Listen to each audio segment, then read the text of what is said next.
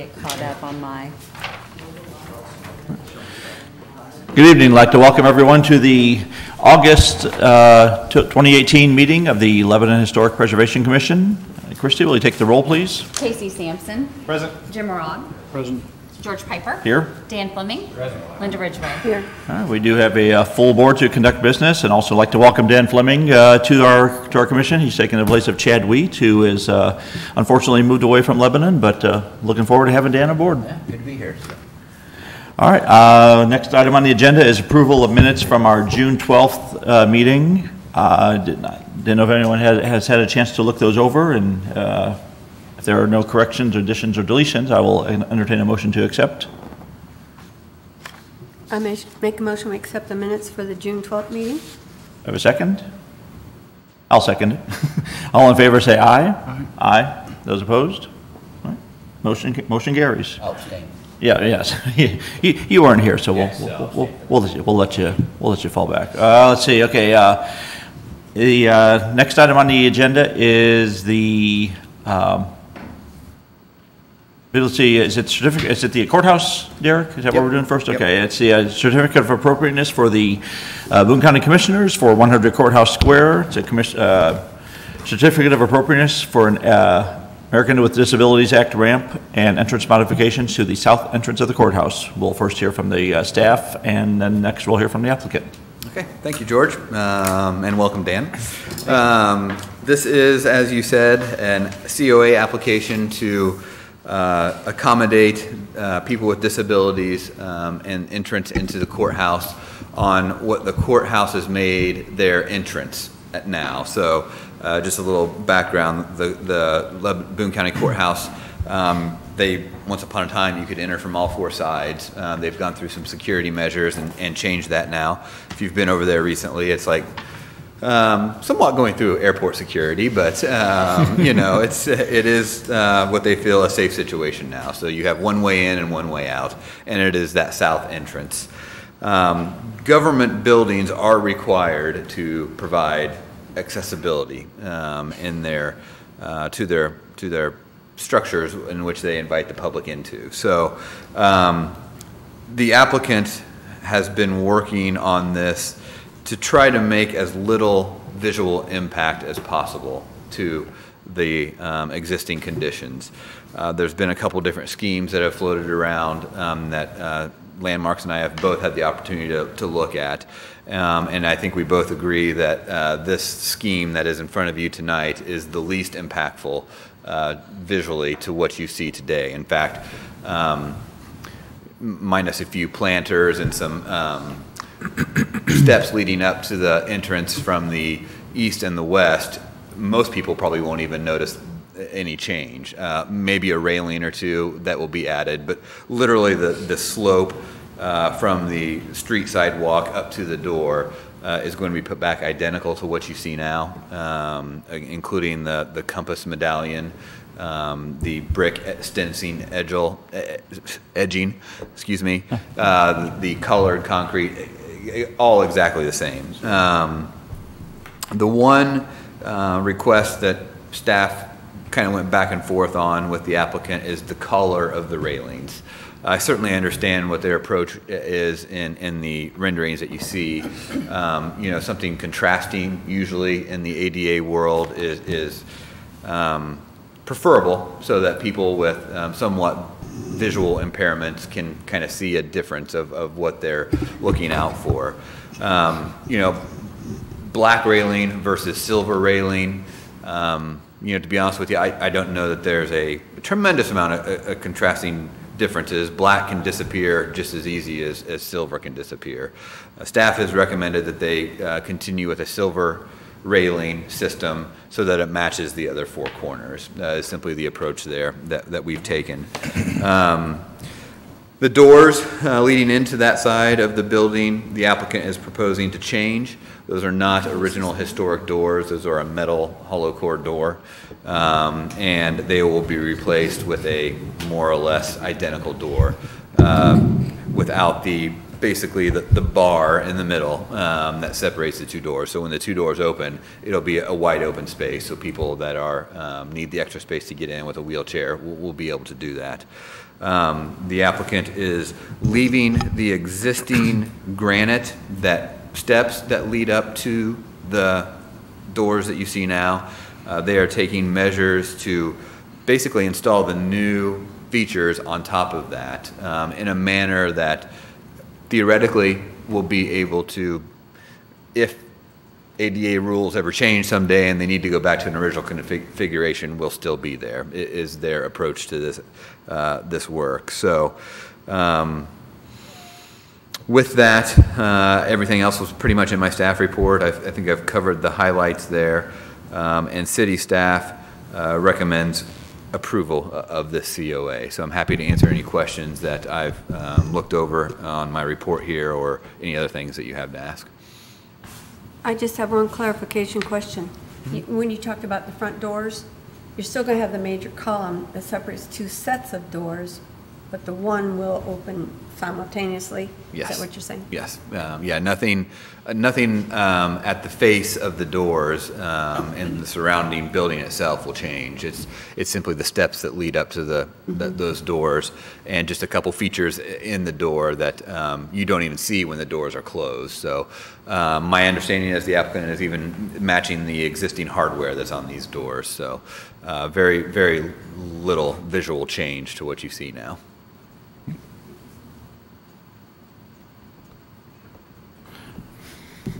Any other questions for Derek at this time? All right. Well, we're also here next from Sam Burgess with the historic or Indiana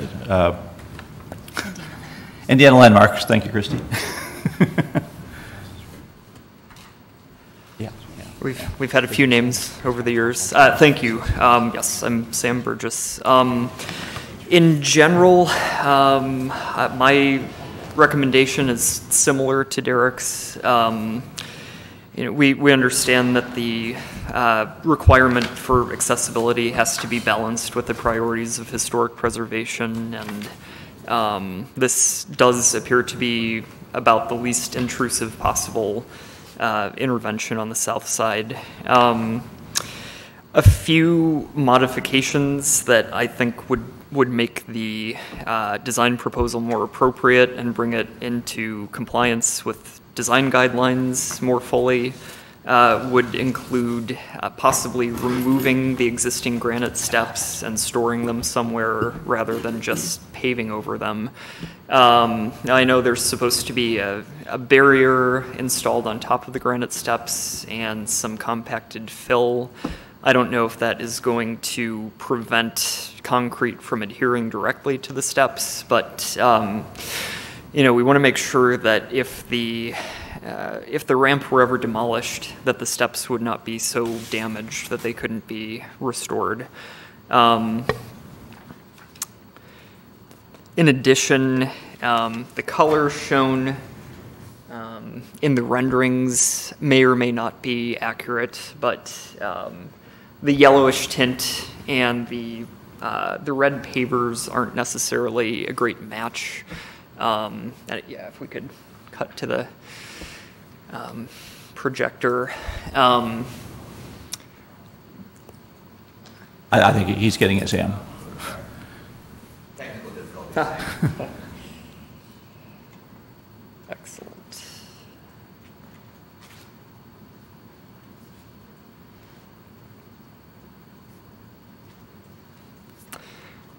Well, we'll see in a moment. The recommendation is to have a pavement that matches the color of the existing limestone more closely than what's shown. There's just a bit of a mismatch currently between, an almost kind of cornbread colored concrete and more of a grayish limestone. So we'd like to see the concrete be more of a gray tone, and also any kind of a paver border be within the gray family, or at least a family of colors that would be closer matched to the limestone.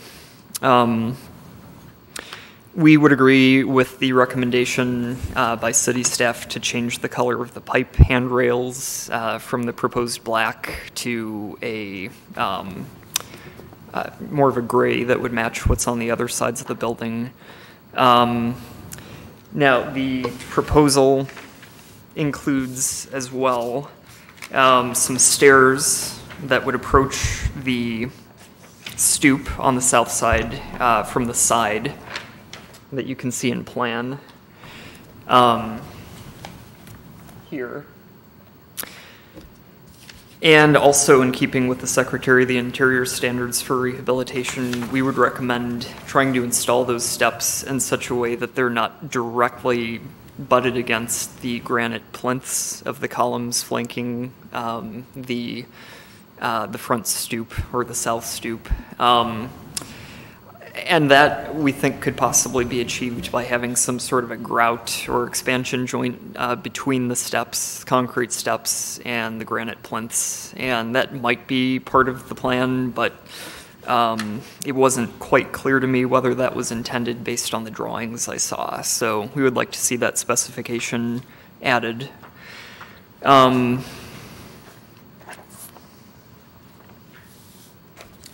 The planters we don't object to because they would be very easily reversible. We would just recommend making sure that the, kind of the top coping is angled in such a way that it sheds water, just for longevity. And then when it comes to the doors, we understand the necessity of making them accessible by removing the center mullion, but we do want to make sure that the new doors match their predecessors as closely as possible. And there was some detail missing from the submitted drawings, kind of especially around the paneling and the glazing, where there's molding on the existing doors. We want to make sure that there are, comparable moldings in the new doors, and those weren't really shown in detail in the drawings given. So those are our main recommendations for modifying the proposal, but pending, the implementation of those recommendations, we would suggest approving the COA. In your experience, Sam, with other, I guess, similar historic buildings where they've done the ADA modifications, what can you think of any, I guess, good examples that were done well, or examples maybe that weren't done well that come to mind? There are good examples, and I think one thing that makes this situation more challenging is that there's not a lot of space between the columns supporting the pediment over the entry porch and the wall. And in a lot of, I think, less conspicuous interventions where ADA accessibility has been created, like, for instance, the Hamilton County Courthouse on the west side, there's been more space between those columns and the wall that allows for the width of a ramp to come up on the side, just very low profile, not very visible, and not altering the stepped approach to the main entrance. So, when I received the drawings for this proposal and saw the 3 different versions that were considered, I could understand the difficulty in coming up with, a low impact ramp configuration for any of the entrances. I think actually the most successful possible treatment is the one that already exists, I believe on the north side. If there were a way to do something like that on another facade of the building and, have people still come up through an elevator and go through security. I don't know if that would be possible because I'm not, completely familiar with the interior configuration of the building. But, maybe having a ramp that goes down to a lower entrance and then allows for an elevator ride to the first floor would be less impactful than, a ramp that goes straight up to first floor entrance. Any other questions for Sam? I would just say that I think I recall that one of the original designs for this ADA ramp was a situation that entered from the east side of the courthouse and went down to the basement, and that was rejected by the county. So we end up with what we got, right? Yeah. Because they didn't want to do something that was maybe better. Sure. I would be interested to know why it was rejected. Well, they didn't like the design on the east side of the courthouse. Okay. Yeah, Because it would impact the historic nature of the courthouse. that is possible. Yeah, well, it is what it is, but here we are. Yeah. It's, often having a dissent is less visible, but it depends on the specific. Does the condition. applicant have any problems with any of the recommendations? Yeah, when he comes up, we'll ask about that, Jim. Anything else for Sam right now? All right, thank you, Sam. We'll next hear from the applicant on this project. If you can give your name and business address for the record, please. I'm John Kirk with DLZ. We're out of the South Bend office, so it's 2211 East Jefferson Boulevard in South Bend. I'm a registered historical architect within the state of Michigan and Indiana, so I've worked on a number of these projects. With regards to the handrail color, we can go with any color. They have what we'd like to do, powder coated. The current handrails are aluminum. They're in bad shape, they're scraped up, there's weld marks in them. We'd like to do something that's a little more durable and clean them up. The other issue that we're running into is cost, of course. The county has a certain budget and we're trying to work that in, hence the reason why we're going to a more mundane type of pipe railing as opposed to something done with a bronze or brass top rail in darker 1x1 posts. So of course all this stuff comes with a price tag. As far as the connection to the building, as we can certainly put some high compressible insulation or high rigid insulation over the stairs to protect them. But I think that we're going to find that taking those stairs off are going to be very difficult. I mean, we're working with a subcontractor through actually Matt Schaff is here with White Construction. They're actually doing the street around the building. So we've been in contact with them. Brody Campbell is the contractor group that we've been talking to. They're working on the Indiana State House. So they have a lot of experience in doing that. And we're taking their recommendations as far as putting a drainage system over those stairs to try to protect them as much as possible. Anywhere that concrete abuts the porch is going to be separated by a felt expansion joint. So there will never be concrete in contact with the granite at all in any respect. Of course, the planters are required because we have a change in grade of 20-some inches up to that level. We have been working with HDC with regards to, or with Derek with regards to the sample of the stone. And one issue, of course, that you're always going to find is that you can never match stone from 100 years ago. This is about as close as it comes. There's some areas in the porch and around on the east side of the building where the stone actually matches up pretty well. We would recommend that they're going to power wash the porch stone when the work is done so it blends in with this newer stone better. The other issues, I think, at this point we're just trying to get this whole package ready to go out for bid. The doors, as we said, there is a requirement on the doors that vision glass and half-light doors cannot be any higher than 43 inches from the ground. So again, some of the nuances of the front entrance doors that are getting replaced won't exactly match the doors that are there because of other guidelines that we have to go through. But we are attempting to get them as close as possible, and we have been working on additional details for the door hardware, the doors themselves, and some of the other details while we've been waiting to be heard from your group. So there's a bit more detail to the package itself.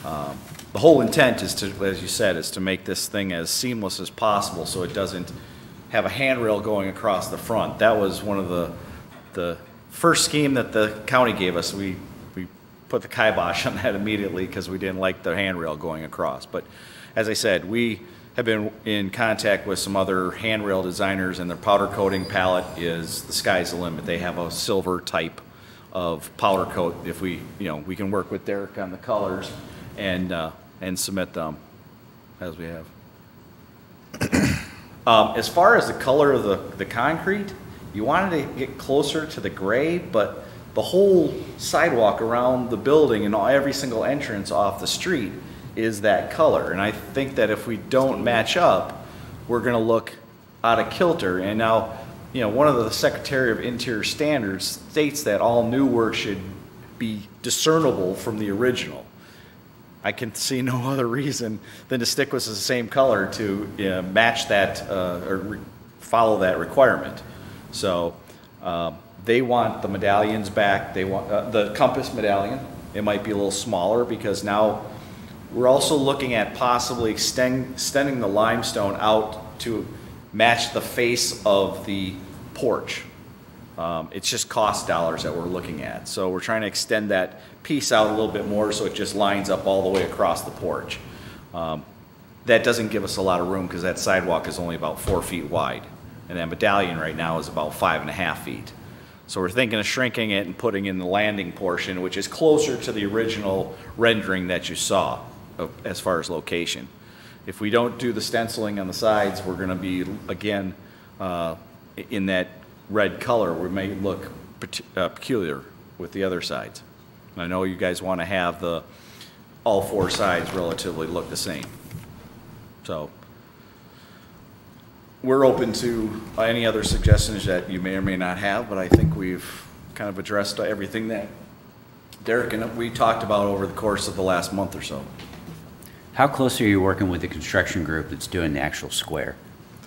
Very close. I mean, we're having another meeting Wednesday at this point to fine tune the details. They already have put together some basic numbers for the ramp system and everything. So the county and us will be looking at that along with the city people that are involved with it, Kevin Kralik and others, and get an update on that. But we've been working very close with them. And here's my concern. The city's put a lot of money in its project around the square. And the whole project is really based around the courthouse square, right? The courthouse is the building that we are trying to preserve. Yep. And I am worried about the color of that concrete being yellow and not matching the limestone of that building. And then that stamped concrete along with it. We're trying to get away from stamped concrete. I think it's not a good look for the courthouse. I think it takes away from the historical, really the look of the building. So is there another route you could take to get away from stamped concrete and maybe get to a color that more matches the courthouse and the Well, square we can project? certainly go to a gray concrete. Don't get me wrong. Will that entrance stand out from all the others? Yes. Well, I think we need to get in line with what everything else is looking like too, down the road.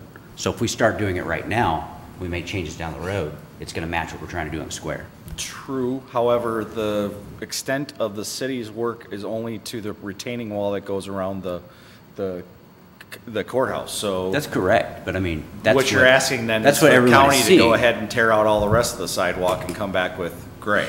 I'm saying is that down the road, they may look at that. Okay. We can talk about that on Wednesday. I'm just trying to fit what we're working with, the fabric that we're working with, so. Okay? Why would the medallion have to be smaller in size? According to the drawings, it certainly has plenty of space to be its normal size. If it was up on the upper level and we didn't extend the reach of the limestone for the landing or for the porch, we could actually go ahead and use the same size. However, the steps are, the sidewalk is only 4 foot wide and the steps match that. We are critical as far as where we start our slopes and that. We only have roughly 1.5 inches of leeway in this overall design to match the slopes required by ADA. We are that tight with everything. We can't just extend the ramp further to the south to make that medallion there. We're so tight, it doesn't give the contractors enough error factor if we don't stick it within a 5 foot area, not a 5'6". So did they give you any course of action as far as using the other side of the courthouse, or is this where they're stuck on? Is the north side? This is the planned location for the South side. security checkpoint. And one of the reasons why they didn't want to continue with going to the basement level was because then you have 2 security checkpoints that they have to man, and they didn't want to have to do that. Because you can't let someone enter the building and come up to another level or whatever, because they may have something in their backpack or otherwise to take. I mean, wouldn't it be least expensive to man 2 checkpoints than to Gotta be do cheaper it wrong than this doing time, this. like this? For how long? Good Over the question. course of forever. I mean, you don't The know labor security's rate gonna was stay like gonna that be- forever, right? Times Well, we change. don't know how long it's going to be until, you know, the terrorist threats are taken care of and they're no longer an issue. Well, I'm back to Mr. Well- Rao, his comments of the original plan. Granted, I think it was, I'm speaking out of turn, but kicked out because of the overall design. So the commissioners All I'm are, saying was that the original look of the area around the courthouse had an entrance on the east side Yes. that went to the lower level. And there was a public area created on the east side of the courthouse. And through all the public comment and this, that, and the other thing, that got rejected. That's gone. So for whatever reason, it could be security, it could be people didn't like the stage on the court, on the east side of the courthouse, it could be 100 other things, I don't know. But here we are with a plan that, as far as I can tell, solves all the problems and, you know, is an acceptable solution to getting people into the building per the ADA requirements. And, I mean, if the color of the concrete's an issue, I mean, I can't really imagine that it is one way or the other, but, I mean, if that's our big sticking point, then somebody's got to decide whether they like the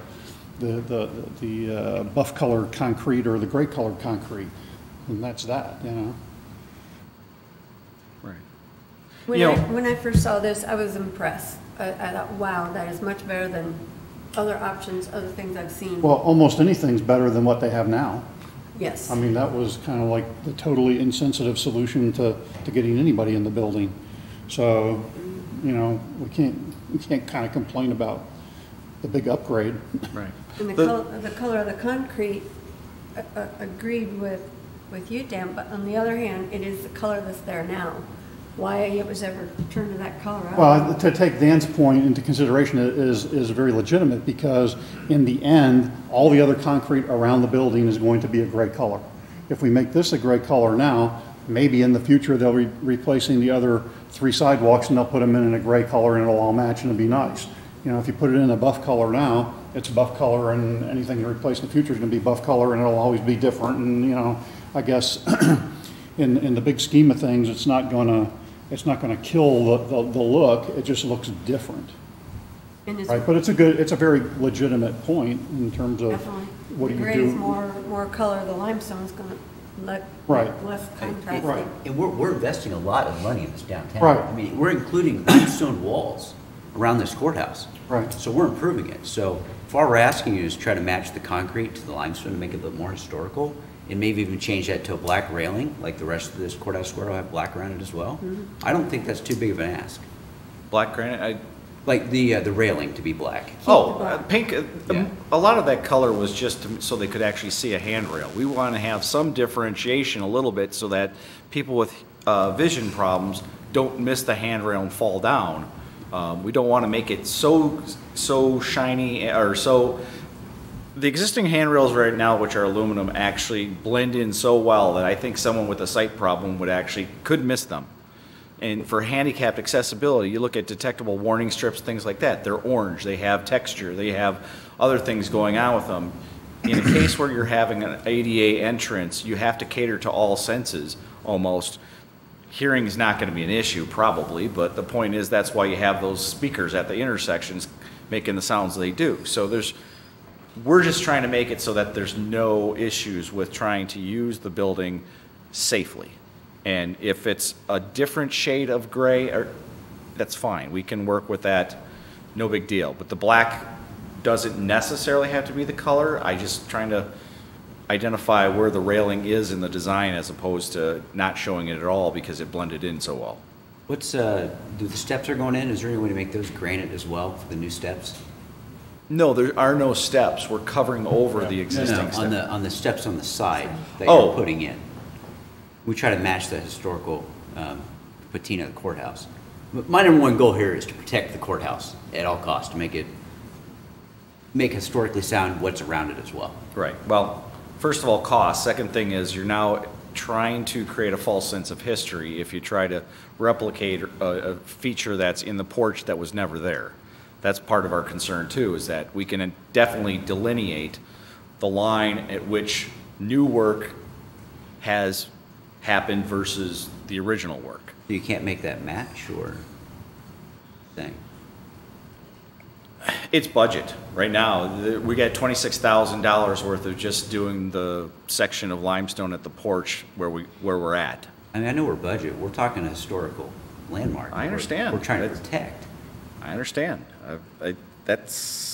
I'm caught between two things. The best of every world in design and the budget that keeps getting smaller and smaller because contractors are rare to find and they're charging anything they want to almost. Sorry, Matt.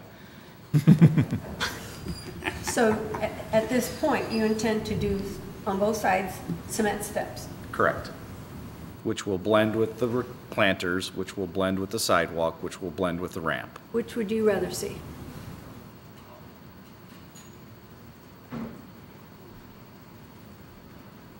One comment I would make about the standard that the new should be clearly differentiated from the old is that it's often given too much privilege in the consideration of all of the Secretary of the Interior's standards. You don't want the new to be so clearly differentiable from the old that it ends up detracting from the character of what is historic.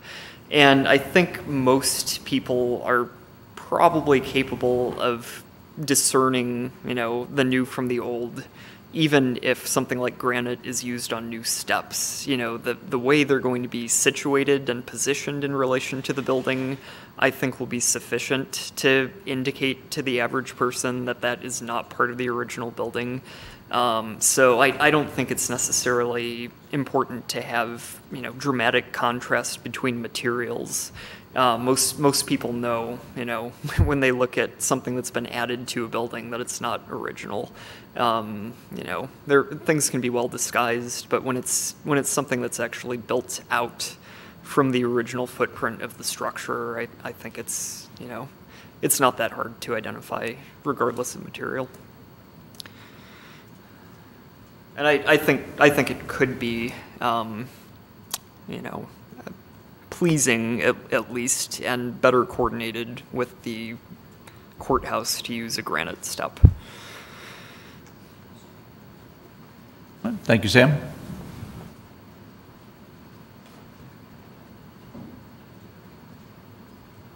Any other comments for the applicant at this time? Or?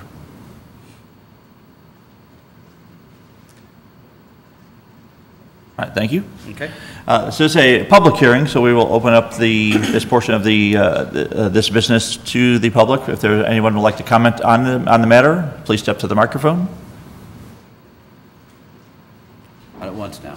Take your time. Seeing no one step forward, we will go ahead and close public comment on this item right now. I guess board has the applicant. Are you satisfied with the answers, or is there anything more we need to? Do we need any further? Well, what color are we leaning towards? There's two different opinions on, because their original design is to keep the yellow, and now we're discussing going with a more gray tone. So, What do you think? You see it every day too. well, I mean, honestly, I can see it both ways. We can't guarantee anything in the future. That courthouse could stay how it is for 30, 40 more years. And then for 30 to 40 X amount of years, it's going to be mixed matched. I 100% agree that it would look better if all sides were the gray color, more natural, historic color. But at the same time, to intentionally mismatch the color, I think is distracting, especially when the goal of this project is to be blending in. And it is an obvious difference going from, because you just, the picture itself from the gray limestone to the yellow brick road. Remind yourself that a person never sees all four of those sidewalks visually together, right? Well, I think actually, they don't. I mean, we actually unless you're do. flying in a plane. Well, Right. I mean, there's a lot of So- aerial shots now. I know, I understand, And but I mean- even at an angle, if you're driving, because I looked at it coming from the south, Yeah. even driving south on 39, you can see both sides of the courthouse. I'm just saying, fine if it's buff. It's fine if it's gray. But if they chose the buff concrete, it's going to look just fine. I agree with that. And but- it will probably, in the long run, like you said, be better than changing one out of the four. And there's also It's not a bad. number of county courthouses around this state that are no longer county courthouses. Yeah, well, I mean, so we don't know that could be, it could become its own separate landmark that we could do the work at a later time.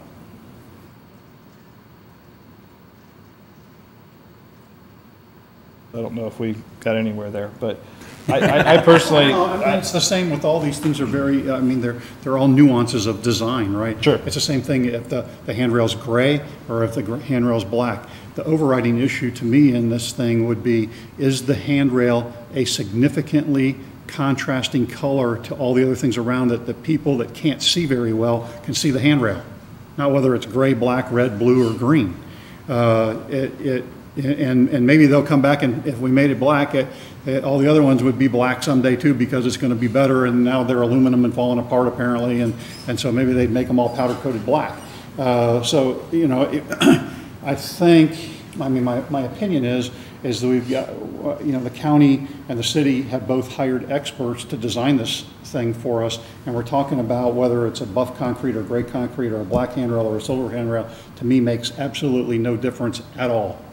I think that's Okay. the purpose of this commission. Well, I would like to clarify though, the designer is recommending black handrails, is that? Okay. No, they didn't. That's just on the original rendering then? And then Indiana Landmarks is suggesting that they should be in a silver tone to complement the other three sides. Is that correct?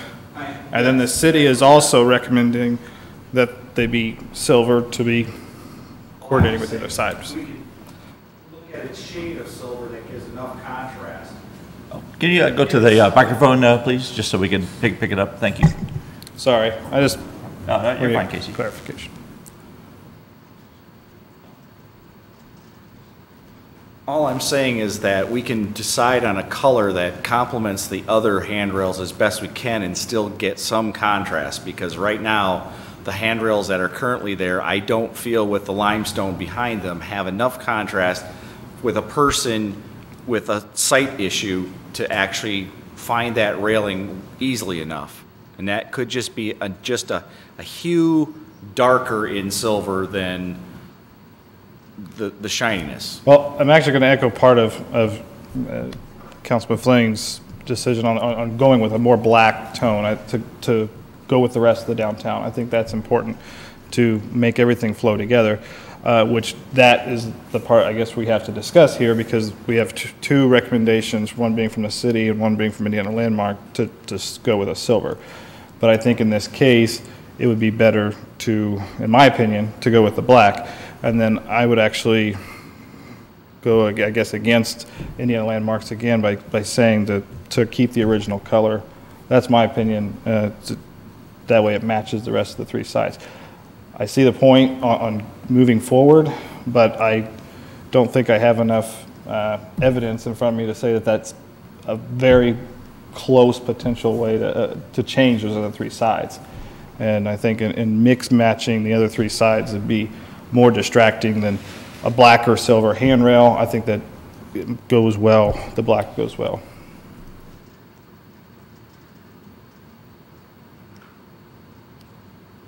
Gentlemen, lady, any other thoughts? I struggle with this. This is the building in which we center our entire town around. And this is why we try to preserve. Instead, we have concrete with stamped concrete on there, and I think it's horrendous. I hate the color. I mean, I understand the medallion and trying to preserve the principal meridian, which is really a public building in the country that does that, I believe, which is a cool feature, but I mean, I think it could be done better. Could we, I'm not endorsing the old, And the original design. I hate the I'm trying fact to work with that it. we're budgetizing the most important building right now in our whole county. It's like, okay, it's a budget problem. We can only do it like this, and we can only do it halfway because we have a budget problem. And I understand that we need to get a ramp up there for ADA, but I think it can be done better.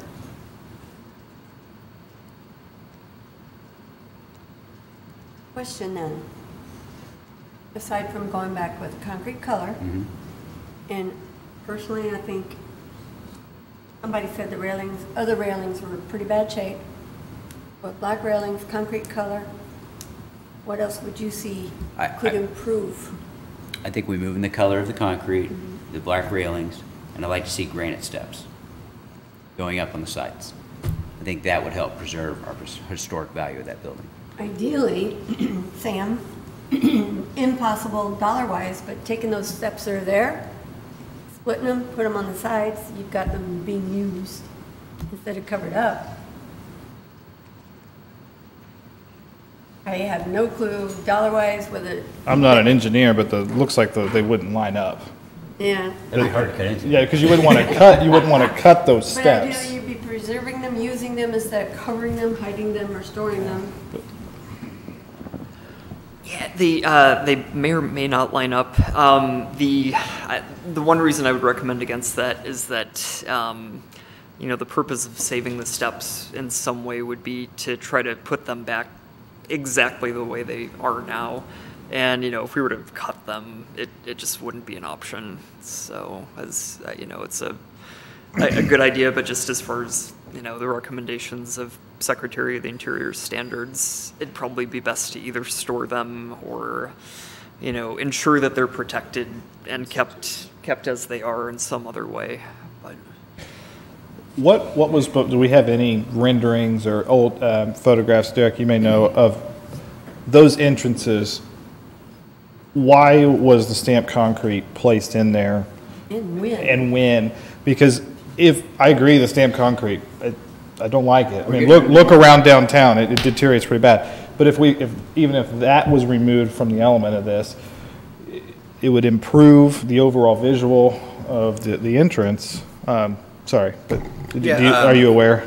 No, it's actually, and I believe, I know it's technicalities here, but there's stencils. It's not stamped. Okay. So it's like an epoxy overlay. And Which is that chip yeah, off same with the medallion. So as far as durability goes, I'm not an expert in the differences between a stamped and an epoxy. Why you see the stuff breaking down in the right-of-way is because all the vehicular traffic and the heavy trucks that drive over it all the time. You don't necessarily have that in the courthouse square sidewalks. So as far as when those walks were changed, it was, I don't remember exactly when. I think if I had to guess, it was right before our district formed. So we're talking probably 6 years ago at this point. So the concrete's relatively new. To your point, Casey, I mean, they're not going to break it out and change it for another 30 years. 2013. Yeah.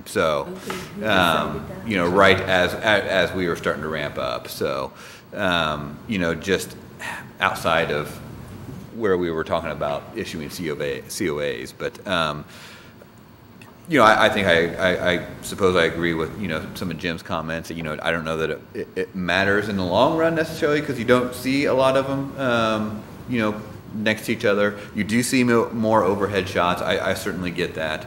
I believe from a staff's perspective that as little visual impact as possible is the best route to go. A darker handrail versus one that matches the pewter or the silver colors on the other sides, is not as important to me. But just to make sure that it doesn't stick out like a sore thumb in my opinion, should be the approach. But either way, I don't know that there's a bad answer.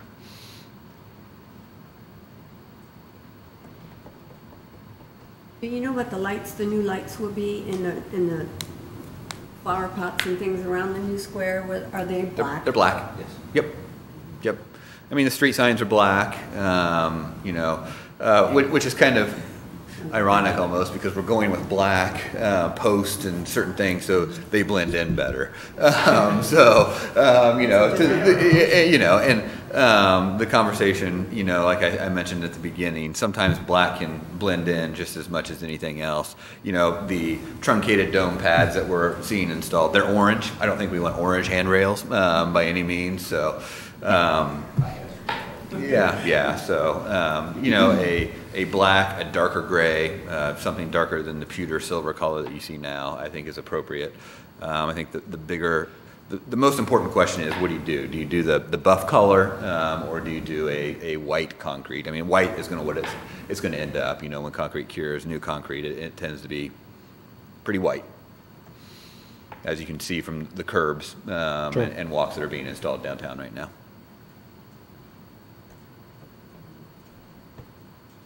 As far as, and I agree with you, stark white, real white sidewalks going across of a antique building, I don't like it. I said I was going to stain ours with T if you put it in front of the Christian house. But what color could you go with it? It wouldn't turn white. You showed us a block of a cement color. No, that was the actual stone. Yes, for understood. The porch. Understood. You can color concrete about any color you want to these days. Exactly. I mean, you could darken it from the white and make it a more gray. Actually, if you walk around the entire courthouse, some of the perimeter sidewalk isn't too far off necessarily from that buff color. It's somewhere in between buff and gray, just because of the way it's aged. But if you added a gray tone instead of the buff and not just natural concrete, that might help. That's what I'm thinking. Kind of dull that appearance a little bit, and not make it so, white right in front of you. Yeah. Yeah. And that's my holdup from going from this buff color, which every time I see it, it just does not work. Yeah. But it happened, they did it, we can't do anything about it. So, to go along with what Dan's saying, I don't like the idea of it being stark white. That is not visual with the limestone either. Couldn't the cement be treated and not be this stamped color, so that eventually it's what it should be? Because this is an old building, and that kind of frontage that's there now just doesn't fit. Couldn't the cement look like limestone color? I think you can get it pretty close. I mean, you're not going to get it exact. That would be better than stark white. Yeah. Because you can definitely add when it. you say cement, I think, look, that big old white, brand new, and this building is not brand new. How far will that new section go? Will it go all the way to the east and the west side? Or are we going to have, that's my worry, is if you have those on the actual south side of that structure, are you going to have 10, 15 feet on where you're adding those steps? You are going to have that. Yeah. Drawings have us going 6 or 8 feet to the bottom of the steps out. Oh, Matt, could you step to the microphone, please? Sorry, thanks. Just so we can pick you up a little better. And give your name for the record too, please. Sure, Matt Schaff with White Construction. The current plan only has us going to about the midpoint to the building. So yes, there will be a very distinct contrast there as far as the coloring and what we had priced up when we gave them budget numbers. All the colors, for the most part, are the same price. We have to find a color that's acceptable to you guys and a finish that you would like. And just real quick, on a constructability side, you're talking about the existing steps, changing and moving them. I think our concern was just not knowing how those are layered and what's under there. Any attempt to try to move them or do something, we have vibration monitors set up there because of the historic nature of the columns that are up there to make sure that anything we do in the field. So the idea of, and I understand your concern, we're trying to save them. I fear we would cause more damage than good to try to do anything with them from where they sit currently. Yeah, if those columns are damaged, all of our names would be mud.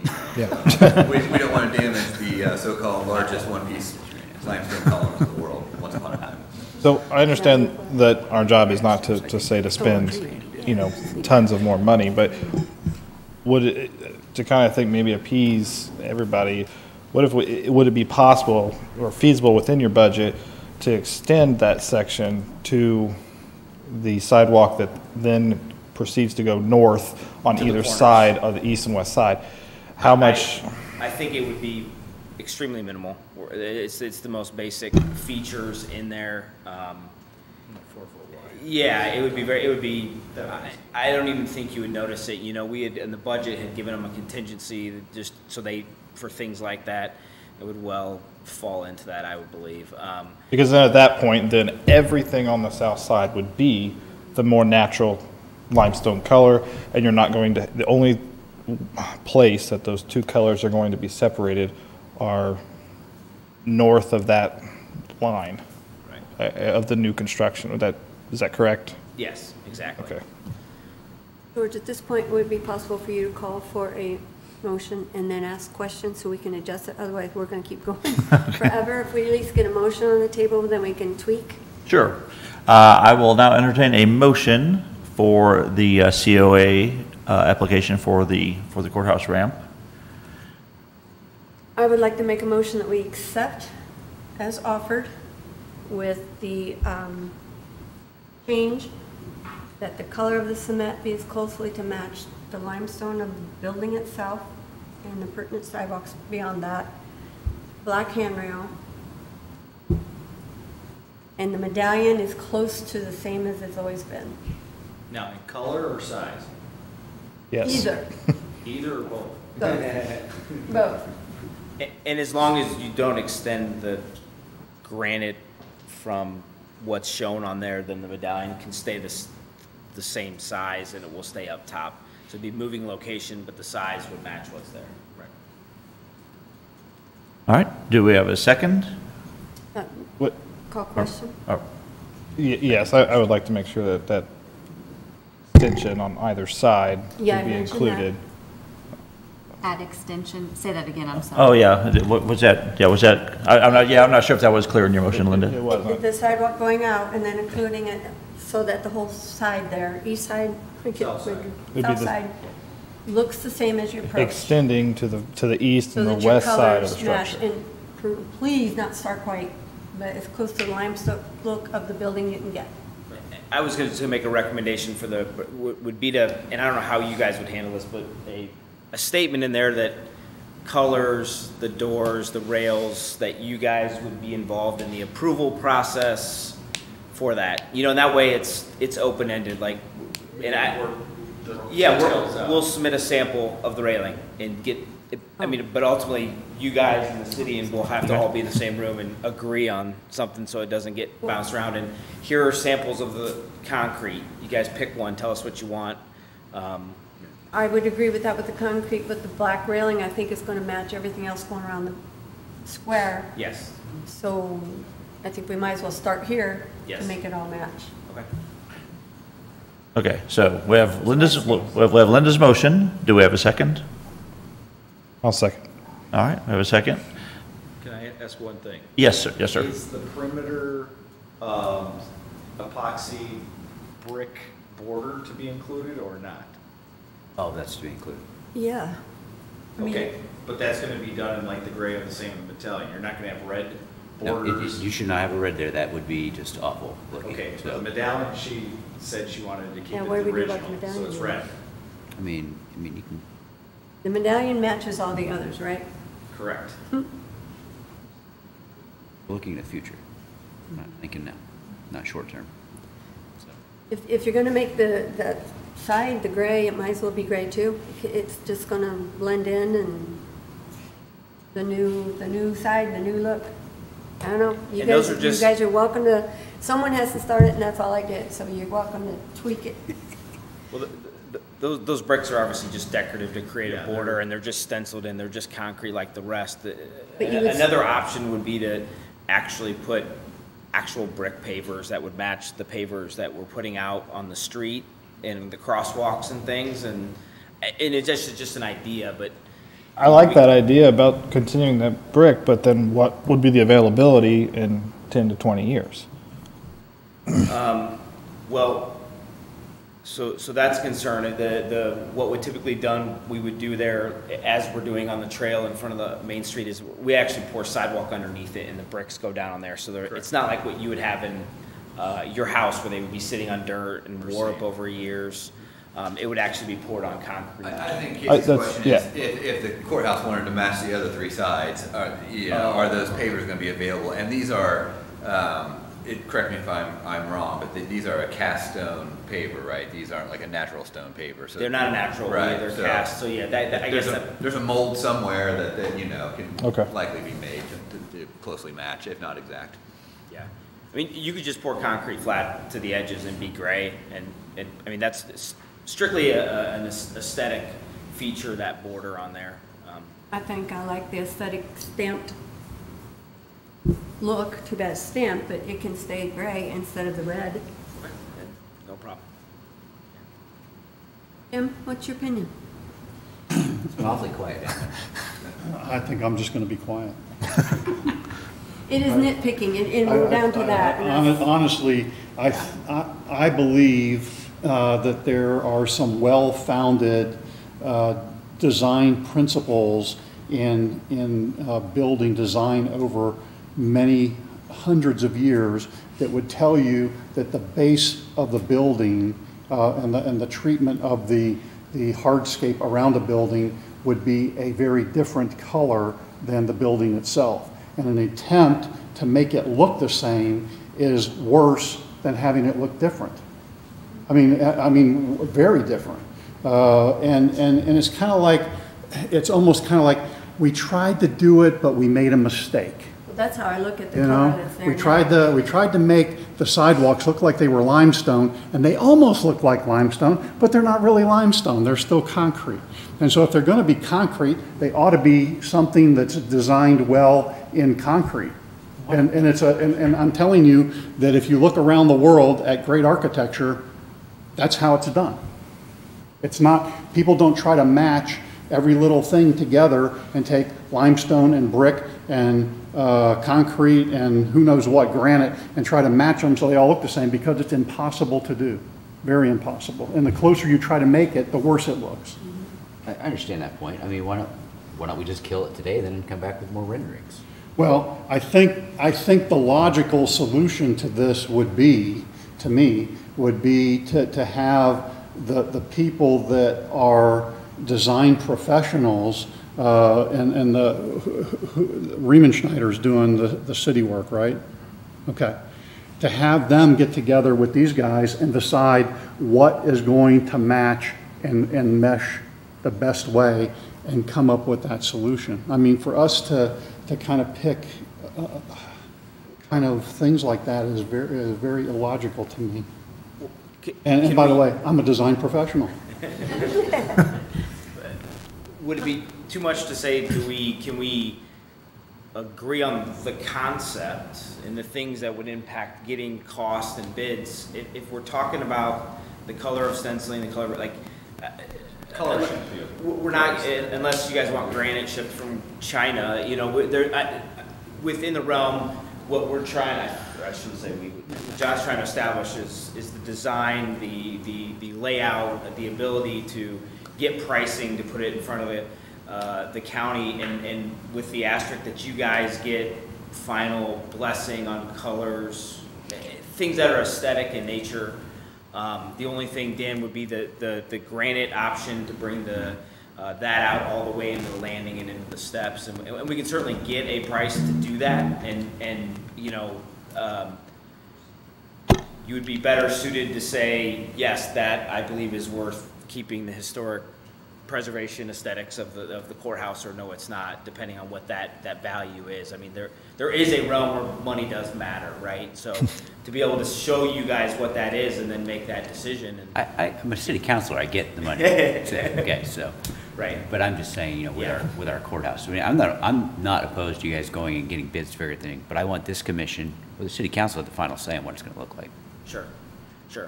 I think the thought was to bring the granite out to kind of the limits of the existing steps, and that way that appearance of a entrance or a facade, and then the things around there become concrete was the intent. So at this point, we're not prepared to accept a appropriateness certificate.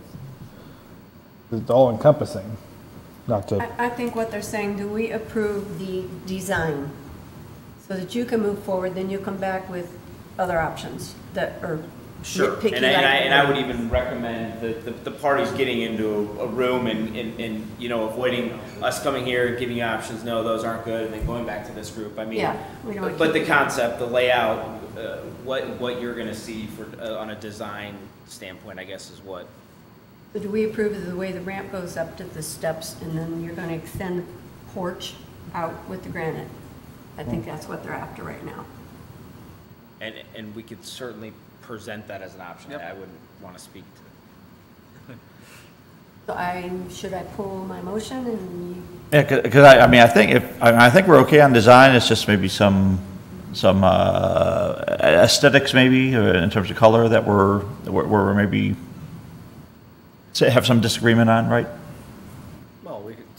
Which I think, and correct me if I'm wrong, Derek, I mean, we can approve this with and have that, those colors and things could be I guess, as we could approve it with the colors to be, you know, approved at a future time, correct? Or yes, no? I just want to make sure that we move forward if we can. Yeah. But then, you know, have the, you know, there's still that kind of side discussion that we seem to be having. Yeah, I mean, I don't see a problem with approving the design concept tonight, and, you know, continuing the conversation of colors in the next meeting. Or in the interim with you. Yeah, I mean, or something along the lines of me and maybe a small committee from this group, to where we're not creating a quorum. If, you know, you want to appoint two of you all to meet with me and the applicants and figure it out. I think that's probably just as appropriate, and that way, you know, we're not coming back to another meeting necessarily. Yeah, I would be okay. Are there, who on this commission would like to be part of that committee with Derek? Well, I'd love to be on there with you. Sure. All right, we'll say Dan and I'll appoint Dan and Casey. They can meet with you, and because I think you guys have a little bit slightly different of opinion, but which I think is good. That way, you know, I think there'll be good, you know, there could be a compromise there somewhere. We'll both So work on the square too. So well, we can yeah. look at it every Yeah, so- I'm on the better side. So yeah, so I think we have the motion and a second. Let's go through the motion again. Yeah, It's very common. can you? Yeah. It's a very specific motion, Yes. So so. why don't we withdraw that? Yeah, I think we should Okay. withdraw. I will withdraw that motion. Okay. I was going to vote against it, so. I meant your turn to do the next one. Okay, so with the motion withdrawn, you have a new motion to propose, or do we have a new motion to propose then? Let's see how we're going to word this. So I would move to accept the design of the ramp with contingency that final approval comes from the Historic Preservation Committee before installation. I'm saying I want you to come back. Okay. Because I mean, there's two of us, but I think the whole commission has a right to look at it as well, so. Yeah, what I'm assuming is that through the working sessions, we'll come up with a solution that we can present at the next one. Yes. Or at some meeting coming up, that we can say, this is it, stamp, done. All right. All right, that sounds good. Do we have a second? Second. All right. Linda, or Christie, will you take the roll, please? Yes, Casey Sampson, Aye. Jim Morag, Aye. George Piper, Aye. Dan Fleming, Aye. Linda Ridgway. All right, motion carries 5-0. All right, thank you. So Casey and Dan, you'll work with Derek and the applicant on in a working session to come up with maybe some of those other features that we talked about here, and then we'll see you guys maybe at a future meeting.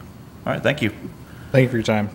Yeah, and again, you know, it is, I do appreciate the passion, though, of this commission because, you know, the courthouse is you know, it's, you drive through Lebanon, that's what you see. There it is. Yeah, I mean, it's just so ingrained in the community, so we just want to make sure it's done right. All right, well, thank you very much. All right, next item on the agenda is a application from Mark Sullivan and Terry Roy, 101 West Main Street. It's a certificate of appropriateness to restore brick surrounding store front windows. We'll first hear from the applicant, first hear from staff, and then we'll hear from the applicant. Yeah, I certainly want to start off with the fact that which I've talked to you all via email about this application and bringing it to you with such short notice. The applicant and I have talked several times over the last few days. I understand some of Sam's concerns here as well.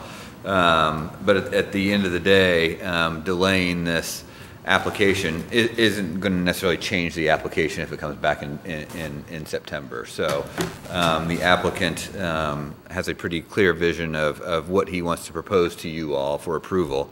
And whether we hear it tonight or September 3rd or whatever the date is, it will be the same proposal.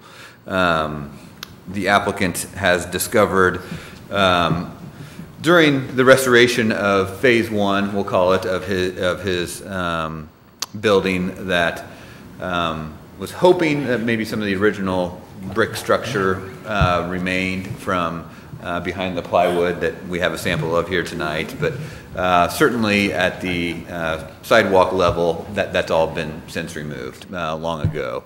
The original facade and some of the early 20th century pictures show a flat storefront, and you all know this building, and it's now, the storefront is on an angle. With the construction that's happened downtown, it's very evident that any supporting foundations have been since removed, and it is now the foundations that support the weight of the windows and that storefront is now on an angle. So it is what you see now, down in the ground as well. Very, very clear.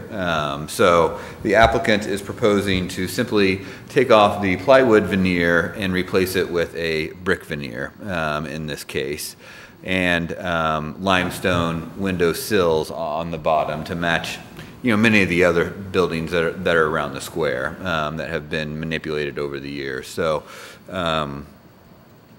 again, the applicant is not proposing a complete historic renovation of the storefront. He is proposing a veneer change, is what it boils down to.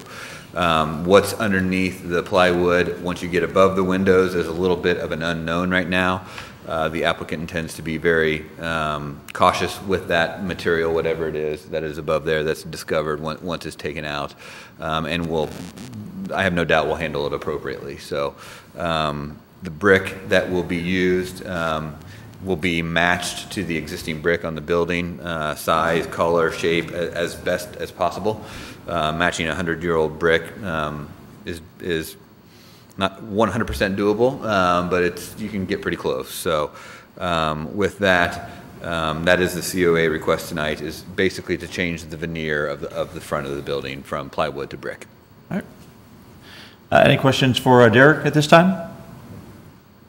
All right, thank you, Derek. We'll hear quickly from Sam Burgess with Indiana Landmarks. I know Sam had a couple of concerns, some questions about this application. Right, and first of all, I want to say there's no discouragement from Indiana Landmarks staff when it comes to addressing deterioration on the storefront. I think it's it's a good thing to be investing in repairing and improving that part of the facade, and I don't fault the applicant at all for what I'm about to say about some of my procedural concerns surrounding this case, but I think the commission's rules and guidelines are pretty clear about filing deadlines, and there's a reason there's a 30-day in advance filing deadline. There needs to be an opportunity for the commission and the staff to properly digest submitted materials. I am going to go to the ordinance just really quickly.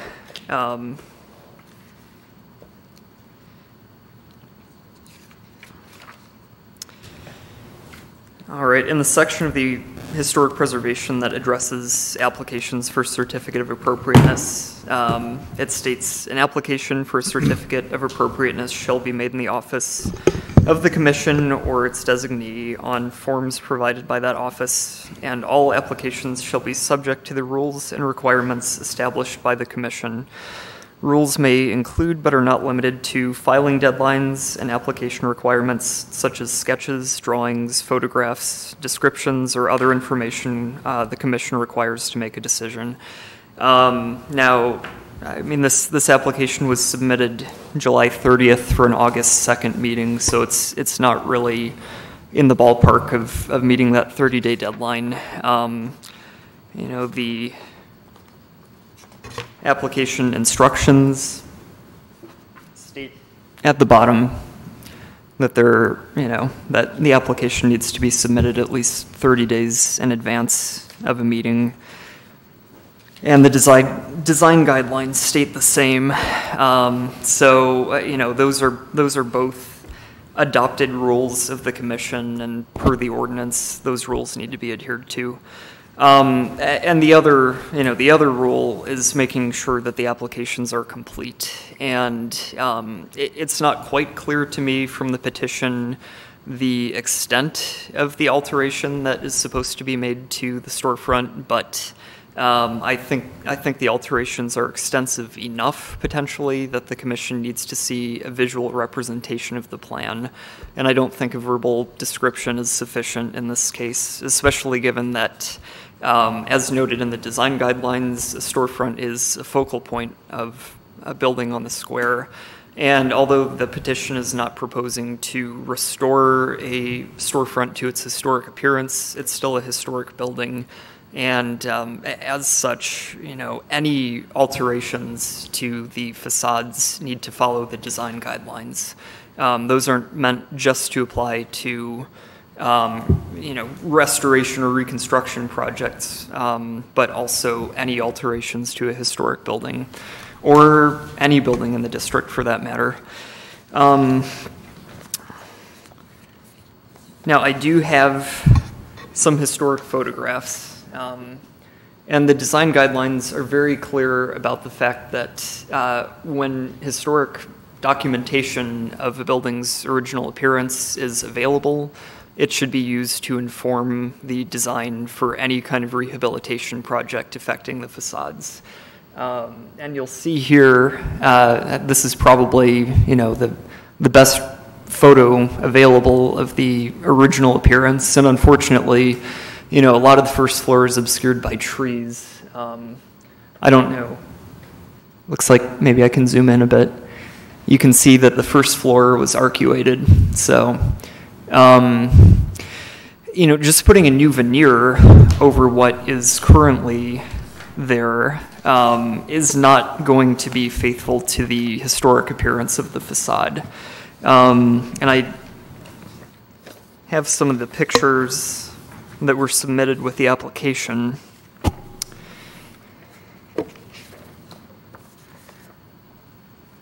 Now, my understanding is that it's not just the bulkheads below the shop windows that are supposed to be replaced with brick, but also the covering on the spandrels above the shop windows and below the second floor windows. And also some of the covering that you see framing the vertical jambs of the windows. I think this image does a good job of showing how, you know, that plywood covering is continuous with the framing that comes up here on the jambs. And there are so many different ways you could treat, you know, a restoration of just the parts of this facade that are covered in plywood. Merely saying that it's going to be brick doesn't give an image of what this is going to look like. You know, it doesn't address the bond type. Also, given the fact that the previous COA approved for this building was for the removal of paint from the brick. And when you remove paint from brick, it's much harder to match new or even reclaimed brick to historic brick. You know, if it were painted, it would be a lot easier to obscure slight slight differences in texture or color. That's not going to be the case now. So I think it's, it's critical to review material samples. I think it's critical to see how this is actually going to look. If you put brick on the surface above the windows in the spandrel here, there is nothing to support it. I mean, the entire concept of load-bearing masonry construction requires having supports below brick. You can't just have a horizontal, expansive brick without anything supporting it.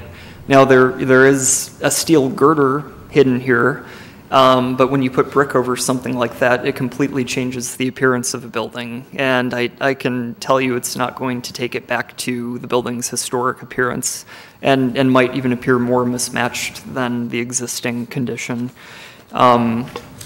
I can go to some areas of the design guidelines that address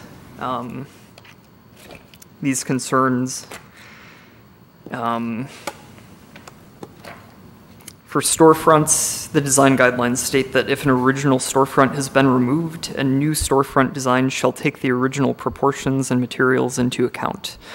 So that's one thing to keep in mind. Bulkheads, which is the supporting portion under the shop windows. The section addressing bulkheads in the design guidelines says if the original design is missing, use historic documentation to duplicate appropriate replacement. If original information is not available, develop a new simplified design that retains the original character.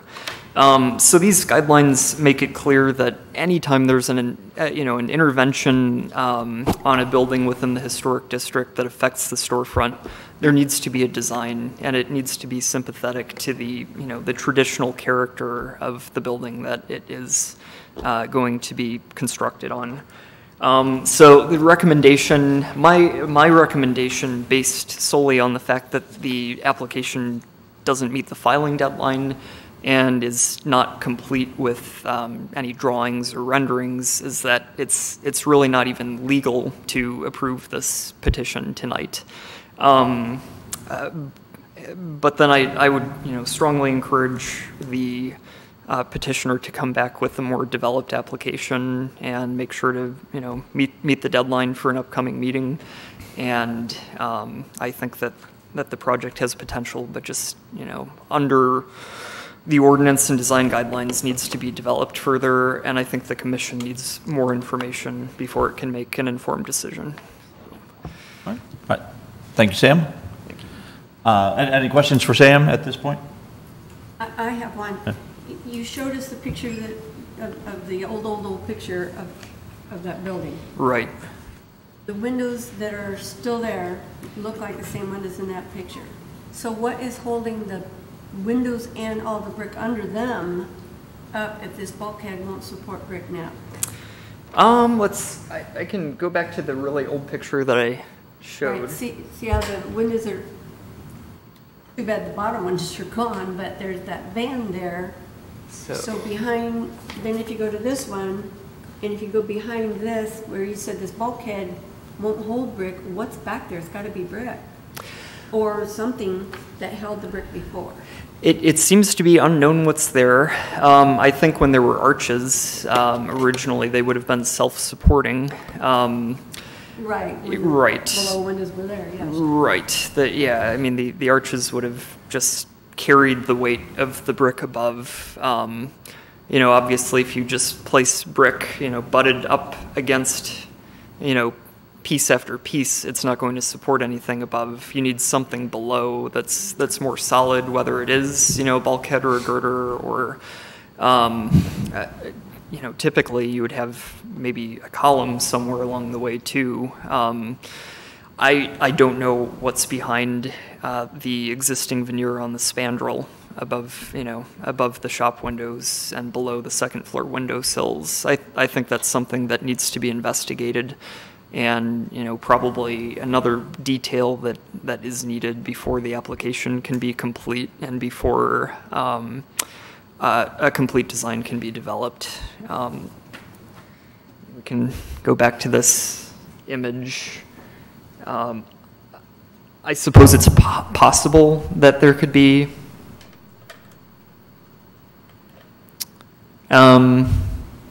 some of that arcuated condition left behind the veneer, but I really don't know. And the existing bulkhead would have to be holding that in place. So I'm not sure if, you can't really tell with how much is hidden beneath the veneer, unfortunately. I can tell you in the case of my building, it had brick columns, I would guess, that came all the way down to the ground at one point in time, and at some point in time when that appliance store was in there, they came in and somehow, I have no idea how they did this, took a steel beam and put it across about, I don't know, 1.5 feet or 2 feet from the top of the window and left the columns, the brick columns, and set them on the steel beam. And virtually impossible now to take that thing apart without the whole front of the building falling off. And then there are these little round steel columns under the steel beam that aren't symmetrical to the building that were put in to hold up the center part of the beam, and then it's somehow attached to the walls on the end.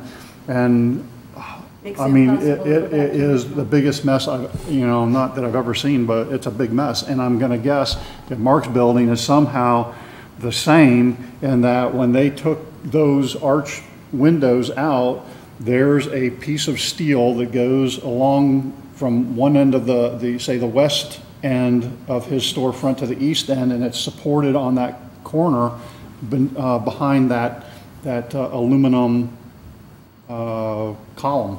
That's actually exactly how our storefront is. We're going through a remodel now, and it's exactly what Jim said. And his arch windows, the arches on those windows, the columns that were formed in between the arches are probably sitting on top of that steel beam. So if they took that plywood off. If you take that plywood off, you're probably going to see arched windows sitting on top of a piece of steel that goes along there. I'm going to have to say I sort of agree with your assessment of this, that without tearing the whole thing off and seeing what's there, to come back and try and add brick just in there, you may find it impossible to do, and you may end up having to do something completely different than what's there or brick. Because I can't see how you wouldn't be able to support the brick. I mean, you'd have to weld a piece of a lintel, a shelf on top or to the bottom of that steel beam in order to support the brick that goes up. But then your brick's not going to line up with the other brick, and you're going to have some kind of, I'll use a different term, but I'm not going to say it out loud. A condition between the old brick and whatever new brick you're trying to put on there is you're going to end up with the old brick coming down like this, then you're going to end up with a shelf in there that's the top of the new brick coming off of it somehow. I mean, it's going to be without looking at the details of what's underneath that whole thing, you're going to find it very difficult to deal with. Yeah. And maybe you've got more information. I don't know. I think I do, but... Give your name and address for the record, please. Yes, my name is Mark Sullivan. I'm one of the members of Sullivan and Roy, LLC, the owners of the building. And who's the other one? Terry Roy, right here. She's more important than I am in all of this whole project. The thing, it runs well when I'm not around, but when she's not around, it goes to hell in a handbasket. So, yeah, it's this whole thing came about because of, is White still here? I was going to blame them, but they started tearing out the sidewalk in front of our building, which was great. They did a great job, very non-intrusive to us, but what it revealed was I had assumed that there was brick supporting the windows below, because there was brick above, there's brick to the side, brick everywhere in that building. And when they pulled that sidewalk away, we found that there was just this plywood, which I brought a piece here, which I don't think has any historical value at all, but you're more than welcome. Well, I don't know how old is it, Mark? If it's 50 years old, it could be historic, and now you've ruined it. There's no square nails. Now, it's just a regular old nasty plywood nail with great paint. Put on the pot one ceiling. So that was, Okay. that's what we got on the front of the building facade. And we run into plenty of square nails in the building, so I know that if it was old, it had historical value, it would be full of square nails. But anyways, it was revealed to us that there's no brick underneath in the lower part of the, below the windows. And so we started pulling back some of that just to see, well, what is under there? And we found that there was nothing. It was just a big old cavity. I think there's pictures of it that we submitted along with our application. I didn't submit you the really scary picture, and if I could put it up now, I don't know if you can see that or not. This is the bottom portion of that. I don't know what that was supposed to be, but I'm guessing it was something that supported the building. But this is looking into the cavity. You can see the termite damage, of course, and some of the other things going on. So we thought, well, what would be a good solution to that would be to continue the brick that is so prominent throughout the building on the exterior facade and just build it underneath that for support. And in fact, you can sort of make out, this is again one of the pictures that was included in your package. Right along there, there's brick footers. So there is some brick footers that were there at one point. I don't know where, when they were removed, how, why, etc. But our thinking was, we saw the brick there. We thought, well, let's just build the brick back up to support this whole structure. We weren't talking about taking these things out, these aluminum pieces out. We just wanted basically to build the brick up and then run it all the way out to the side of the building and also over to the other side, just from a lower standpoint. But we're concerned about what, and the point Jim made is an excellent one, what is above the windows, the picture windows I'm talking about on the first floor, and can they support something that might even approximate the weight of brick. Here's what we think, what I think is under the gray. This is a picture from, and I'd like to get it bigger if I can, but I'm not sure how that's done. Maybe Derek can show me. Yeah. No, that's fine. This building right here is Greek's. And you can see, this is kind of what Jim was talking about. See, there's a girder right there. And what was happening with all these buildings, so many of these buildings, they're all built, brick facade all the way down. Sort of like the ones that Sam was showing, the one showing of our building, with the windows that look like the windows above them. Somebody came in and said, hey, I got a great idea to make a better storefront. Let's knock out all that brick. Let's put steel girders sitting on top of the brick, and then you've got a ready-made storefront. Well, this right over here, folks, is my building, next to the Greeks. And you can see it's the same sort of thing. They've got a girder right there. Move it down a little bit. Oh, I'm sorry. There you go. That's it. You got a girder right there sitting on top of a line of bricks. Now, if you go back to, let's see. This is a picture. I don't know if I gave this one to Derek or not, or if this is one I took today. There's that girder, there's the girder running up the building. This is Greeks again here, the purple part. You can see that under the gray, there is brick that's running up to that girder. And again, I think that there is still brick below the windows, as shown on here. Right there, it'll be about 2 feet or so below the windows. Now, I'm not sure what that is right there. If that's wood, if that's some sort of mirrored glass, I just don't know. This picture, by the way, was taken in, we got it out from the Lebanon Library, and it was taken in 1918. And it's wanted to show the shoe store, the manager of the shoe store that was there at the time.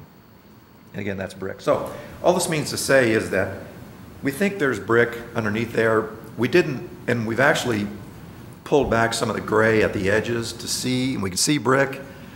We just don't know how far it goes down. The same thing on the side of the gray that goes along the side, along the Meridian Street side. We pulled the brick away, or the gray away, and we can see that there is brick that extends there. We hope it goes pretty close to the window, but we're not sure exactly how close it goes.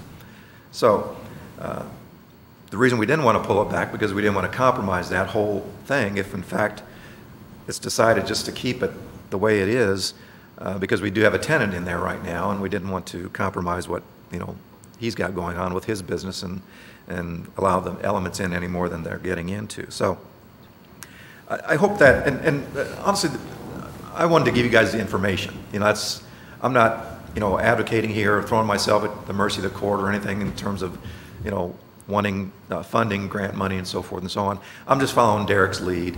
I told him about the problem. I told him about what our plans were. We just wanted to restore it to what we thought it should be, which would be brick that matches the brick that is already in place. And then, you know, if the city can help us out with that, that's fine. If not, that's fine too. You know, we didn't ask for an acceleration of it. Oh, I take that back. I did ask for him, hey, if we can get us in sooner rather than later, that's nice, because it makes sense for us to do this work in conjunction with what's going on in front of us. But you know, I don't want to hurt anybody's feelings. I don't want to get, you know, Sam's, you know, nose out of joint about us, you know, maybe getting some sort of preferential treatment. We're not looking for that. You know, we want this building to look great. So if you think there's brick below the window in that one section, you know there's not going to be brick above that window, right? Well, I think there's brick down to the girder. I think the girder's still in place. Well, the girder is probably still there, but that girder looks from that picture to be way up high. Yeah, right. And you've got this, you've got these panels in there that are now covered with that plywood with the epoxy stone stuff on them. Right. That is going to be somehow exposed, and you won't be able to put brick in there. That I don't know. Well, I can tell you that's like almost a virtual impossibility to do. I mean, without a whole lot of other things happening to make that happen and trying to keep that storefront in place and so on and so forth. So your best bet may be to try and restore that to something that looks like the condition that you just showed in that picture. Yeah. You know, But it's hard to say, right? Because you don't know what's really there. No, you're right. You're right. And I'm no architect. I'm no mason. We showed it to the mason who was working on the project, our building now, and he felt that we could put. We showed him all the pictures, showed him everything that we had. He felt that he could put brick there between, all the way down to where the windows are now. But, I'll defer to you, Jim. I don't know. I don't know if that's based possible. on what you just showed us. I don't think that's a realistic kind of view of what you've got there. But I mean, until you kind of see what it is, I mean, because it looks to me like you've got 3 feet or more below where the beam is that they put in to the top of your window. Yeah, I wouldn't say it's 3 feet, but it's probably 2.5 at 2.5 least. feet, yeah, something like that. Yeah. No, So there's not going to be really anything on the top of that window to support the brick. Yeah, is the problem. I don't know if Yeah. there is or not. Yeah. But I think that, my mason was comfortable enough with what was either there or what could be put there to be able to build up the brick. Because that's the plan. That is the plan, to put brick from that window up. Yeah, but then my matches. question would be, why would you want to do that? I mean, I would say, why would you want to put brick there if at some point in time somebody took the brick out and put a beam in, maybe the beam can be restored and somehow something else on top of the aluminum storefront that you have could be done that's not brick and be very attractive. Well, can I show you something? Yeah. This is Cowan's, just show you what they did. This I took today. They've got kind of the same sort of angled storefront that we've got. Who's that? This is Cowan's. They put brick and limestone, sort of like what we planned, brick on the side. They've got the overhang But it looks like they put some sort of, oh, I'm sorry. They put in, Right. they've got the, awning there, thank you. Right. But they put, probably they had the same sort of beam construction like Right. you were saying, Jim. But they put some sort of, board. Right. To fill that gap. Right. Which I still think would look better than popcorn. Honestly, and there was a suggestion in the Sam's memorandum that, we used that maybe a wood would be more appropriate rather than brick for that lower part, because that's what's always been used. Well, very honestly, wood would be much cheaper for us, but we didn't want to go that way. We wanted to go with something that we think will last and look better, honestly, and still fit in with, the historical ambiance of the square, which is, Cowens to me is a prime example of that. I want to show you another picture if I could. Just full of them here today. There was a suggestion in Sam's memorandum that, in fact, I'll re-quote it. Petitioner should first research documentation of the building's historic appearance to inform the design. The sentence doesn't really make sense, but I can tell you that we have spent days and days with the Lebanon Public Library trying to get photographs, historical photographs, so we could see exactly what our building looked like, because we're very sensitive to that. We don't want something that's like what's there now, which is sort of a 50s redo. It used to be halfway decent, that I think, that covering, because they had some sort of a tile when it was Adler's, or when it was Adler's, is that right?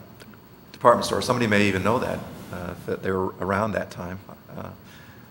It was a kind of a vitriolite kind of a surface, but yeah, this, I don't know when that came in, but anyways, I don't want to say I resent the suggestion that we've not looked at historic photographs. We spent a lot of time looking at historic photographs. Well, just so you know, Sam. Mr. Sullivan, are we open for question? Like what Mr. Morog said, I think has very good value. If you go back to that original picture you showed us and look at Greeks, if you can find that one, Yeah, sure. where you showed us Greeks. I want to show you this one real quick, though. Is that okay? Oh, I'm sorry. This is one from, this one is a little bit after the one Sam gave to you, but not a whole lot, because you can see the horse and carriage. You can see the old Model T. This is our building. And you can see, after Sam's photograph, that somebody said, that doesn't make much of a storefront. So what we're going to do is we're going to knock down the brick and take out those rounded windows. We're going to put a steel girder there. We're going to put a steel girder there, and we'll build glass down to the bottom. I can't quite see if that's brick or if that's wood there at the bottom. But as you can see from a picture that's probably pretty close to 1912, 1913, 1914, we've already got a front that's glass. It looks like it's even angled somewhat. So, when you talk about historical restoration or putting it back to the way it was historically, do you go 1912? Do you go when it was built? Do you put in 1935 when Adler's came into town and did their thing? Or do you, it's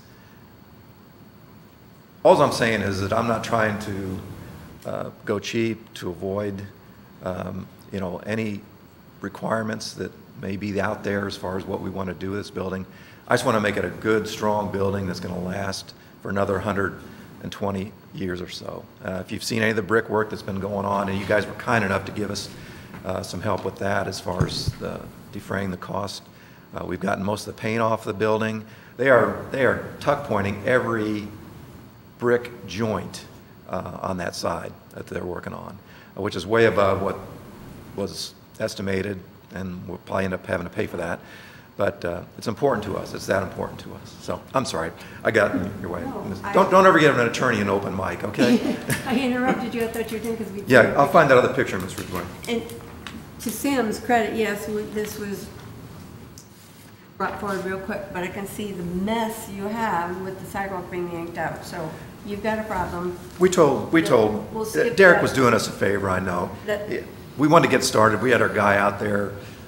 Our feeling was let's full speed ahead, but it would not hurt our feelings if you say. Okay, if you're looking at this picture with Greeks beside you, and then you look at this picture that you have provided us with, which is a little difficult to see, that Yes. one, and you look at the bottom, I see what Sam was saying, because Greeks has this wood panel, Yes, and I don't know how you're going to do brick up top, that's what Jim is saying. Yes. Couldn't it be a thought process to check out how those panels would look? And there's gotta be a better picture. You had a better picture that showed Greeks, oh, here it is, this one. Because Yes. it shows individual panels instead of just a flat.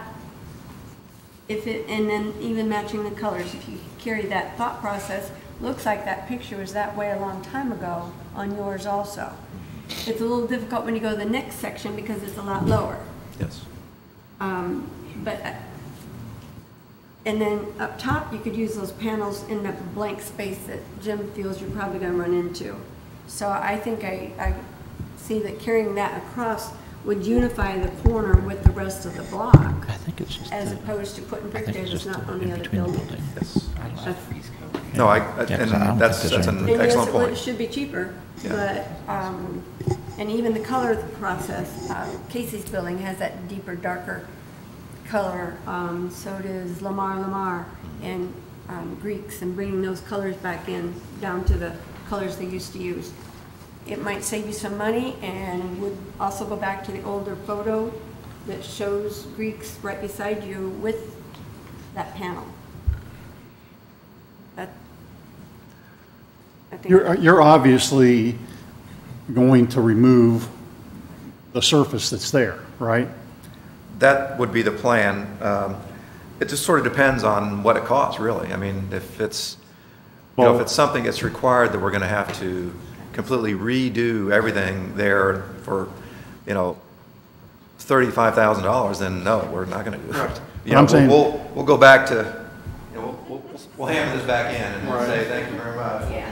See you next Well, time. I guess what I'm saying is you may find, what bothers me is you've got, somehow we've got in our mind that brick is the right solution to the problem, and I'm telling you that it may not be. Yeah. If it is, then it is. If it is, it is. If it isn't, it isn't. And I think if you don't limit yourself to doing, and saying, well, I'm going to put brick in there, come hell or high water, you may find a better solution for what you're doing than trying to add brick into a situation where it probably, isn't the It would best fit way to better do with it. the rest of the town. So, I mean, it bothers me not a bit that your application came in 3 days and so on and so forth. It's worth talking about.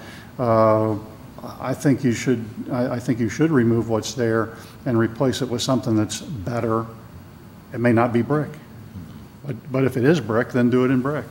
Yeah, and just so you know, we talked about different things down there, It was mainly the lower part is what we were kind of concerned about, because that was the area that seemed to be in most largest state of deterioration. So we talked about putting wood there and then maybe tiling over it, or some other type of something else that would look, we think, historically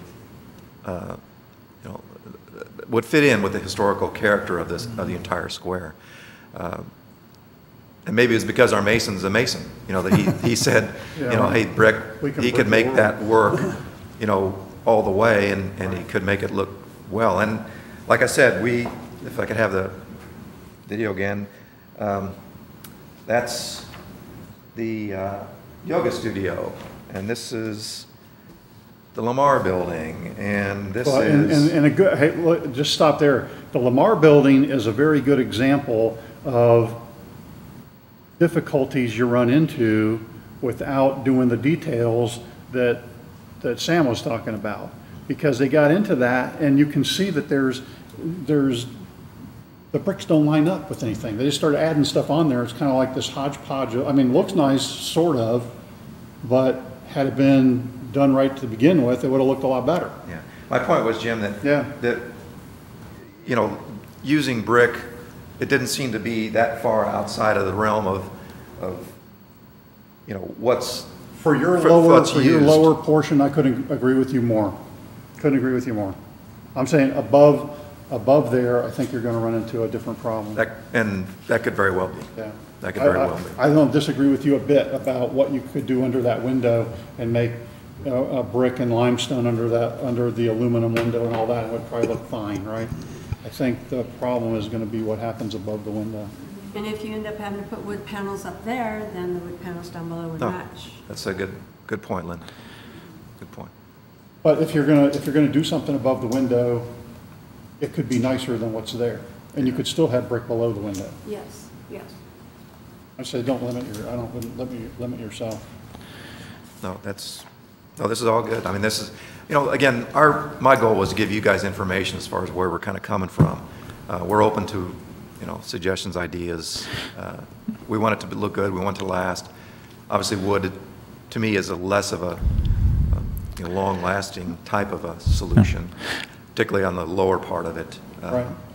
Is a possible solution, I don't want to make work for anybody more, is a possible solution maybe going with a certificate of appropriateness for maybe the replacement or repair of this area, and then kind of similar to what we did with the courthouse, maybe either having someone from this board or a couple of people from this board working with Derek and Mark, or again, or having Mark and Derek work together for an appropriate solution, because I think to Mr. Sullivan's point, he wants to try to do this somewhat in conjunction with the other stuff that's going on.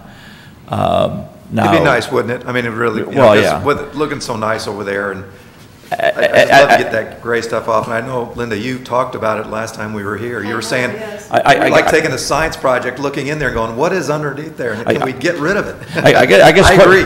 Question for you, Mr. Sullivan, I guess, is this something that, I mean, would you be starting this project in the next 30 days, or would it make sense to come back in 30 days with more of a better plan after you see what's there? Yeah, whatever you guys, determine is. Because I think The problem is pulling it back off. We're kind of, unless we want to put take black plastic bags to cover the area, that we pulled back. We're probably going to have to move pretty quickly is all. But you're also faced with having to do something with that rotting corner of your property, so without knowing what's behind there, maybe you could peel a corner back just to be able to look down. Well, and of course, every building's different, but when it was actually Easter 2016, the facade of our building came off. That's right. And actually, underneath was wood slats, but it's been well contained, and we've never removed that metal, which is very, very similar to what's on the top of yours, it's currently actually on Merle Norman's side. So I wouldn't be surprised if you did take it off, if it would be just fine, just because there's something there. I doubt it's just an empty hole, and if it is, well, I didn't recommend it, but. Yeah, like I said, when we got those panels removed off the bottom, it was a shock to see nothing. So. That's how our bottom was too, actually. It's empty. And I was really shocked. I figured it was going to be filled. So I think either we could do a COA and word it where, an appropriate solution that meets our criteria for facades, or we have them come back in a month. What are the, just going off what Sam said with the ordinance and the legal, that's the only thing I was curious about. Yeah, I'm not an attorney, and I play one on TV, so. We can always move to suspend our rules if we want to. True. Can you suspend the rule? I don't know, is that with an ordinance saying that? Is that different? Well, the ordinance says that we establish our rules. Okay. Right. Yeah, I believe, there may be some differences of opinions, but I'm with Dan. I think you could suspend I mean, we've somewhat de facto, have suspended the rules by hearing it, without a 30-day notice. And I want to make it very clear, Sam made it extremely Yeah. clear what the guidelines say, and I completely understand what the guidelines say. And it was my idea to bring this in front of you all tonight, so. And I think we all agreed to hear it? Yeah. Well, Right, I yeah, asked individually. Derek if it could get us in Yeah. sooner rather than later, but. And I had no No, problem I don't saying want no you to to Mark tell him. too, so in fact, I originally told him no, and I chewed on it all night, and I texted him, maybe even that, it was either late that night or the next morning, I said, let's do it, so, that was purely on me. And what makes it okay is that it's beyond your control, the situation that happened that found us. So I think we're stuck. We need to do something or give them a guideline or forget that part of it and move forward. I just want to make sure we do it the right process. I'm all for it. I mean, I see. I've got no problem at all. I think it's whoever suggested it, just working with, Linda's idea, for example. Let's get Derek, let's get everybody together who bid on the project and just say, what do you think about this? As opposed to the, the brick. What's above and what's below, and is it worth? Should we think about matching that? I don't know. What's the possibility with Mr. White, construction guy, I forgot his name. It's Matt. Matt, having a bucket or something that can get you up there where you can pull the corner back and peek and put it back if need be, so that you can move forward. Right now, you're stuck without knowing. Yeah, we've pulled it back enough, I think, from the windows above, because the windows are right. I mean, it's the gray's right below there, so we pulled it back enough. We see brick down to where those girders are. Below that, I can almost assure you there's none, no brick, just like Jim said, like his building. So there's probably 2.5 feet of no brick, because it's not there in the in the old pictures, the turn of the century pictures. Even back then when they knocked down the front of the building. Those window frames are aluminum, right? Yes, they are. So to paint those a more vintage-looking color probably wouldn't be a good idea. I would not want to make. I've learned my lesson with brick. You take something that's totally maintenance-free and then you paint it, and then Yeah. It's definitely more modern looking. Yeah. Yeah, it's one of those balancing things. Like I said, we're not going to spend, $35,000 to redo the storefront for a building we've already, just so you know, just on the internal things, the electrical, the plumbing, the rebuilding the air conditioning furnace, the rebuilding the back room that collapsed when the rear wall fell down. We're probably into it for about $75,000 of money that we've not been reimbursed for, and we're never going to get reimbursed for. If I could just bore you with one other little detail here. So it's not like we're just holding our hands out and saying we're not going to do anything unless we get some help from you guys. We've been doing as much as we can, and we have Derek over, to commiserate with us, try to keep us going. He asked us one time, I think the last time he was up there, he said, "Did you guys really know what you were getting into?" And is it worth? Yeah, is it worse than you thought? And it is every bit as bad as we thought. But it's. At age 64, I should be simplifying my life, I tell people, and instead I take on these kind of things. It's not very smart. So, I'm sorry. Well, if the board is willing to do a motion, I think first we wanted maybe a motion to suspend our rules just to get it on the record that we are, officially doing that if we want to. So I guess I would take a motion on that first. I move to suspend the rules for location 101 West Main Street, Lebanon, Indiana, to take action tonight. Second. Christie, take the roll, please. Yes. Casey Sampson, Aye. Jim Morag, George Piper. Aye. Dan Fleming. Aye. Linda Ridgway. Aye. Motion carries 5-0 to suspend the rules on this matter, hearing this matter tonight and possibly taking action. Do we have based on what we've talked about here, are we comfortable with a motion to allow the COA with, I guess, the conditions on how we want to approach it from here?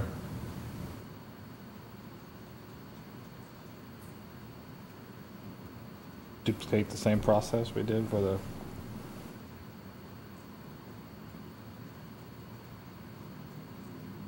I like the staff recommendation. good? I move to approve the staff recommendation for the certificate of appropriateness.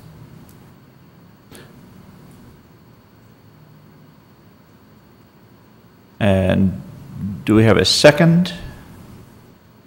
I'll second. And just clarifying here,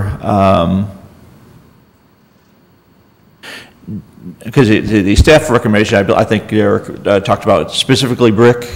Do you want to just have an amendment there, Dan, to, I guess, an appropriate material rather than Yes. historical? Okay. I'll withdraw my motion. I move to move forward with the certificate of appropriateness to include brick and any appropriate material needed to bring it to historic value. All right. Second. Second. All right. Christie, will you take the roll, please? Yes. Casey Sampson, Aye. Jim Rogg, Aye. George Piper, Aye. Dan Fleming, Aye. Linda Ridgway. Aye. Motion carries 5-0. So, Mr. Sullivan, you'll work with Derek and probably, Sam may have some input as well with just to as you move forward with those repairs. Yeah, I think on this one, Casey, I don't think we necessarily needed a committee from here because I think it's. I think if Derek does run into if staff runs into any issues, I think then it would probably come back before us anyway. So I think unless there's a major hiccup, we'll see where it goes. All right. Any other business before us tonight, Christie? No. All right, a motion to adjourn. So moved. There a second? Second. All in favor, say aye. Aye. Aye. We are adjourned. Thank you. Thank you, guys. We'll let you know what the big reveal is.